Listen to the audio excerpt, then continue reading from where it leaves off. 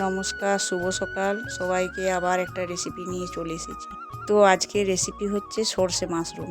সর্ষে মাশরুম বানানোর জন্য কি কি উপকরণ লাগে চলো তোমাদের দেখিয়ে দিই। এখানে আমি সর্ষে ভিজিয়ে নিয়েছি, তার সাথে টমেটো, পেঁয়াজ, আদা, রসুন, কাঁচা লঙ্কা নিয়েছি। এবার মাশরুমগুলো কেটে আমি ভালোভাবে ধুয়ে নেব। এরপর সব একসাথে দিয়ে আমি পেস্টটা বানিয়ে নেব। এদিকে কড়াইয়ে তেল দিয়ে নিলাম, তার মধ্যে একটু পাঁচফোড়ন দিলাম, একটা শুকনো লঙ্কা দিয়ে মাশরুমগুলো দিয়ে ঢাকা দিয়ে দিলাম যতক্ষণ না মাশরুম থেকে জলটা বেরিয়ে যাচ্ছে। এরপর ঢাকা খুলে তার মধ্যে নুন, হলুদ, কাশ্মীরি লঙ্কা, জিরে গুঁড়ো, ধনে গুঁড়ো দিয়ে যে পেস্টটা তৈরি করে রেখেছিলাম সেটা দিয়ে দিলাম। এবার মাশরুমটাকে কিছুক্ষণ ভালোভাবে ভেজে নেব। ভাজা হয়ে যাওয়ার পর এবার একটু জল দিয়ে ঢাকা দিয়ে দেব। তো দেখতেই পাচ্ছ এবার আমার সর্ষে মাশরুম একদম রেডি হয়ে গেছে। এবার তোমরাও ঝটপট বাড়িতে বানিয়ে নাও সর্ষে মাশরুম।